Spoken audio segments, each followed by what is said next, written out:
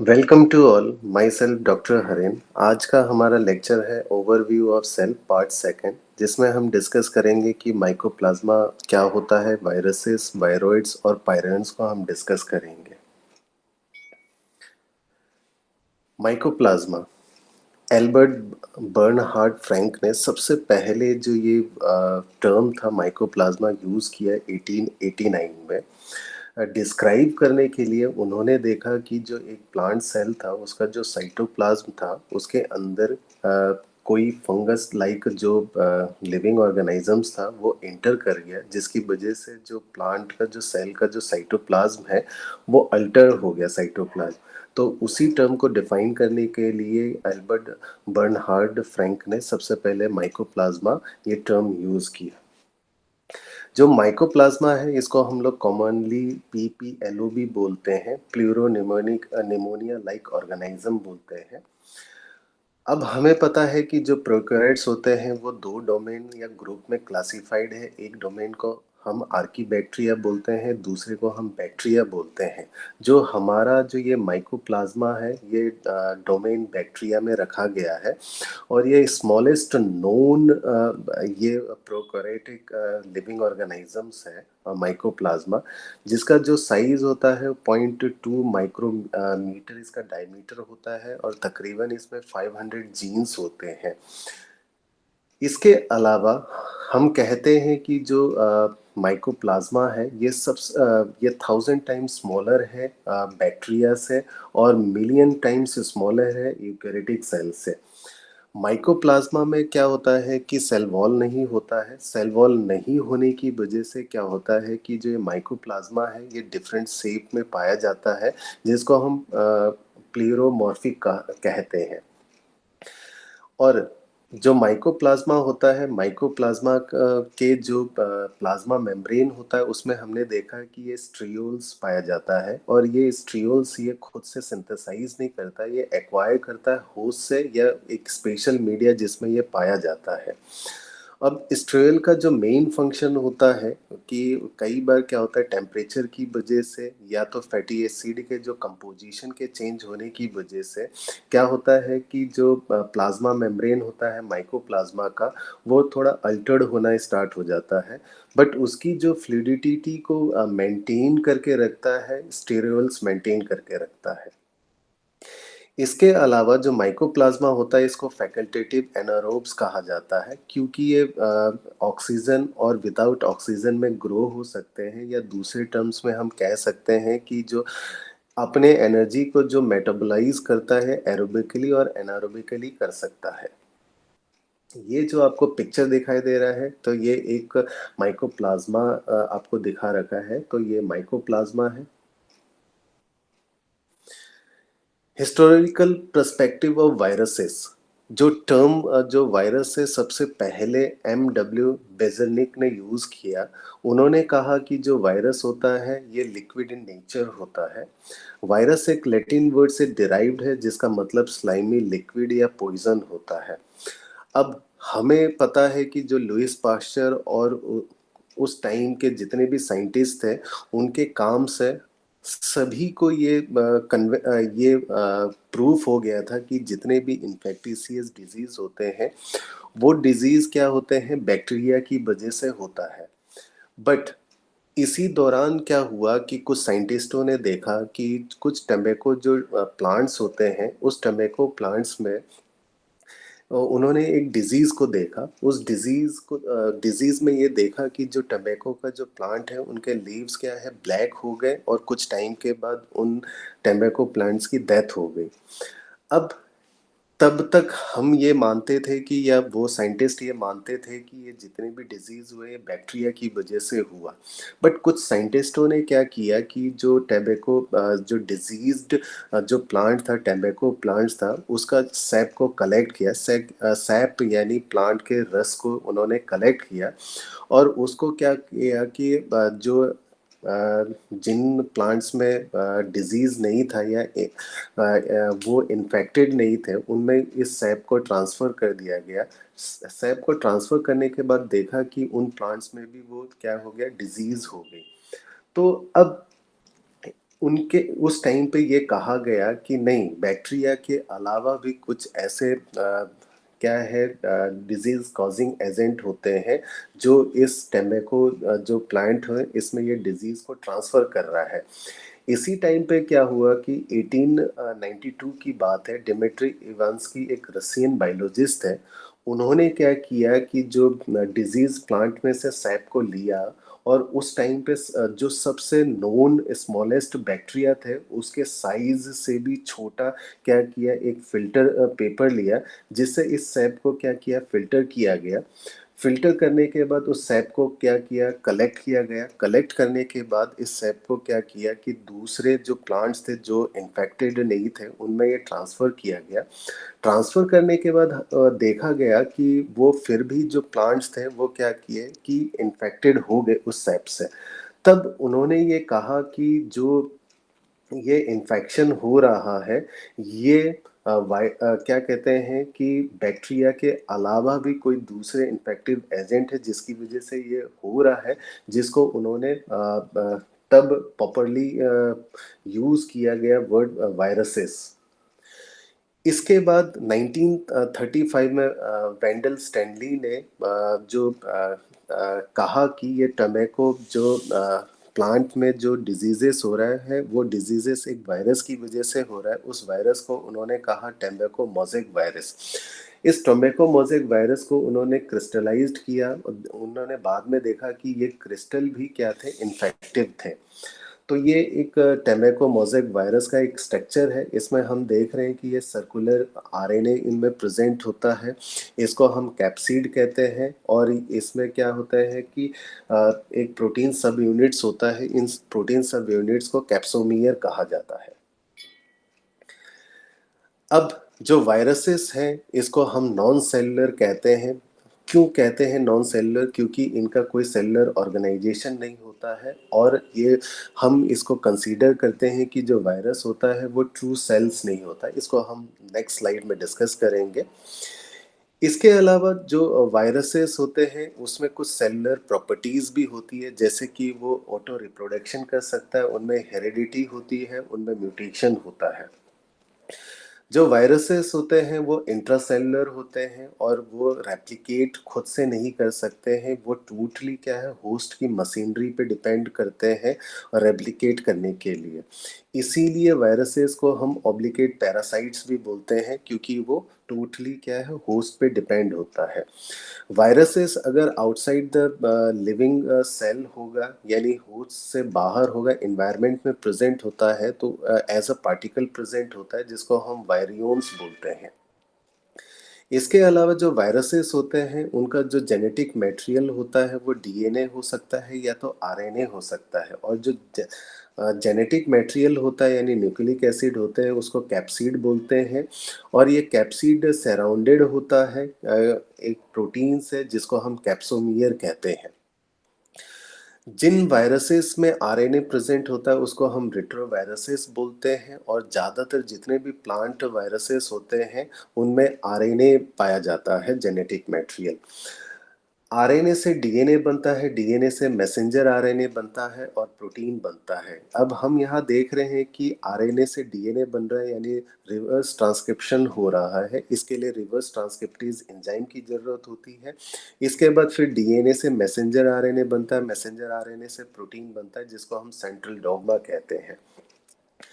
जो DNA containing viruses होते हैं उसको हम एडिनो वायरसेस बोलते हैं और ये जो डीएनए होता है या तो सिंगल स्ट्रैंड होता है या तो डबल स्ट्रैंड होता है।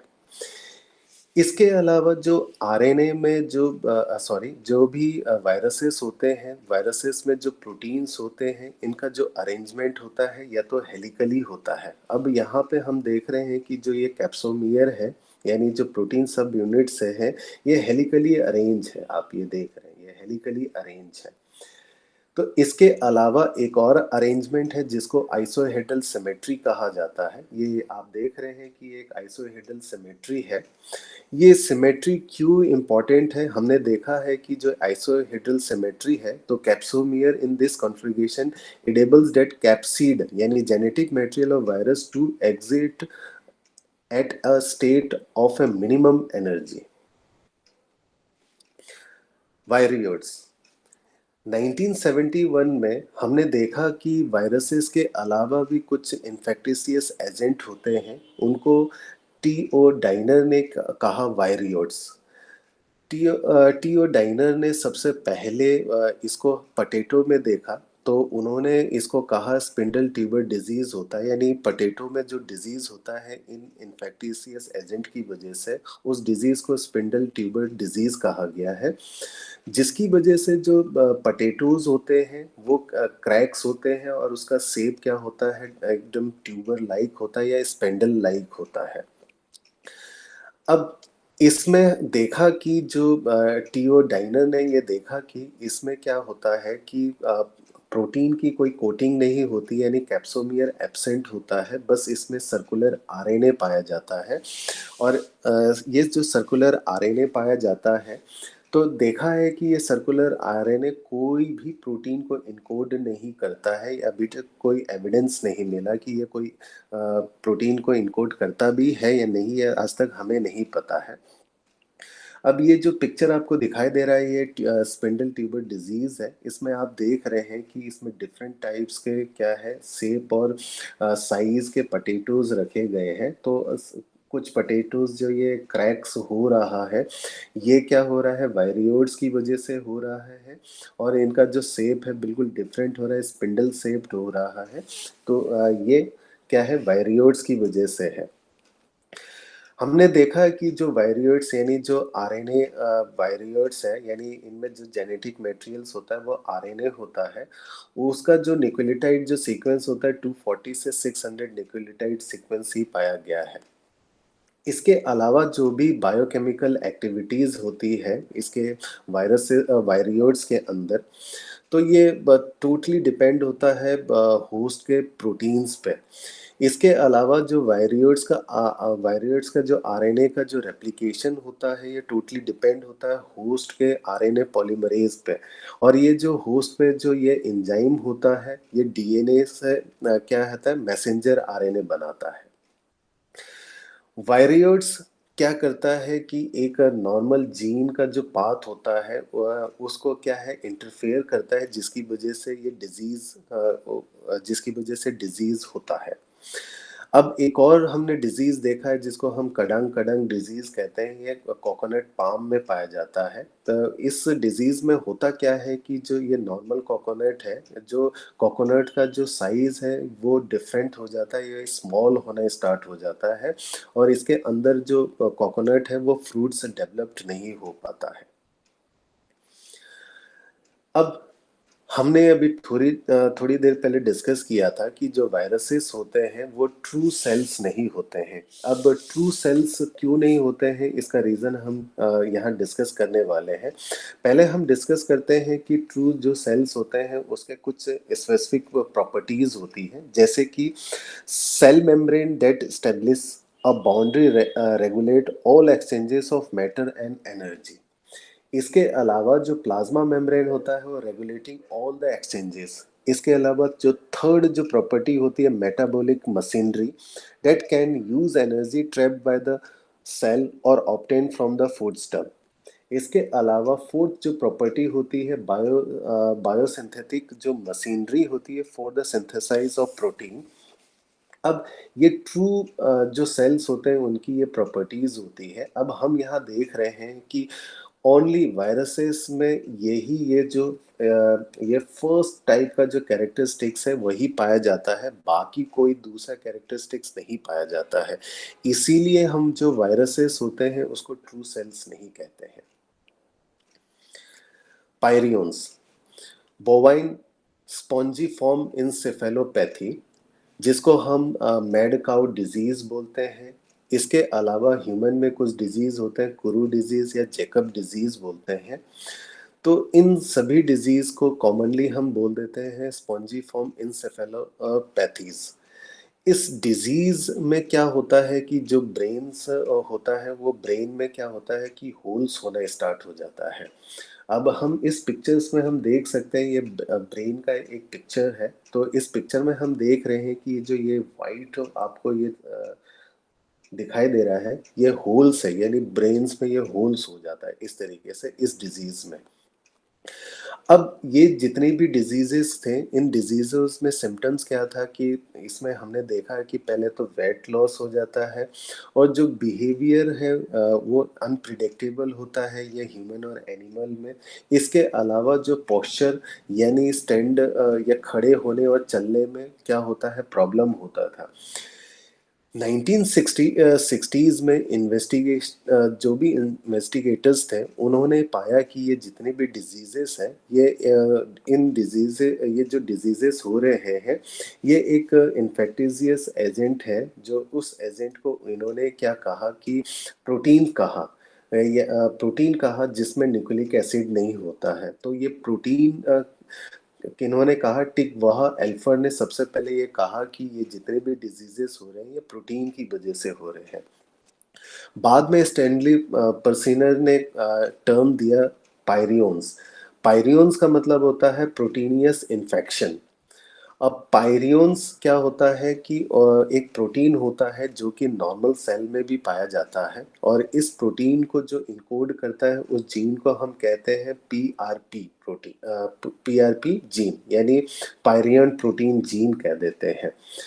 अब नॉर्मल सेल में भी ये पायरियन प्रोटीन क्या होता है, पाया जाता है। ये पायरियन प्रोटीन फिर बाद में क्या होता है, फोल्डिंग होकर एक प्रोटीन के फॉर्म में कन्वर्ट हो जाता है, और इस पायरियन प्रोटीन का फंक्शन अभी तक अननोन है। बट ये माना जाता है कि इसका कुछ मॉलिक्यूलर सिग्नलिंग में इसका कुछ फंक्शन है। अब जो ये पायरियन प्रोटीन है, वो और कुछ नहीं है, प्रोटीन का मिसफोल्डिंग है। यानी जो प्रोटीन मिसफोल्ड हो जाते हैं, वही पायरियोन्स होते हैं, और इसकी वजह से ये डिजीजेस होना स्टार्ट होता है।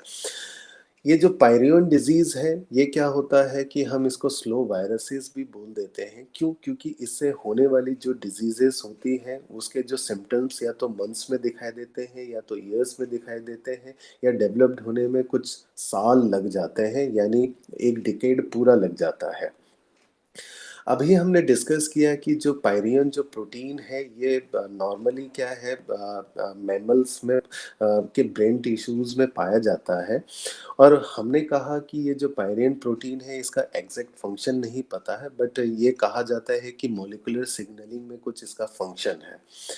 अब इसको एक एक्सपेरिमेंट के थ्रू क्या किया गया कि चेक किया गया कि ये देखा गया कि एक स्ट्रेन है माइस का, उसमें जो पायरियन प्रोटीन को इनकोड करने वाला जो जीन है पीआरपी, ये पीआरपी जीन उन माइस में नहीं था। फिर भी उसमें उस माइस में कोई जो डिजीज के कोई सिम्टम्स नहीं दिखाई दिए।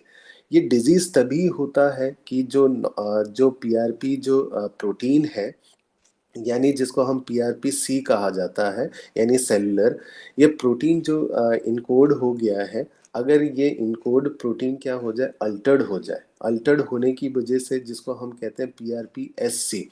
एससी मतलब ये स्क्रैपी है। स्क्रैपी का मतलब होता है ये सीप में पाए जाने वाला डिजीज है, जो कि पायरियोन्स की वजह से होता है। क्या होता है कि जो ये पीआरपी सी है, इसका जो कन्फर्मेशन है, इसका मिसफोल्डिंग हो जाए, मिसफोल्डिंग यानी कन्फर्मेशन चेंज हो जाता है, तो हम उसे कहते हैं पीआरपी एससी कहते हैं। उसके बाद ये जो पीआरपी एससी है, फिर उसके बाद ये क्या करता है, इंटरेक्ट करता है जो नॉर्मल पीआरपी जो कन्फर्मेशनल जो प्रोटीन है, इसके साथ इंटरेक्ट करता है।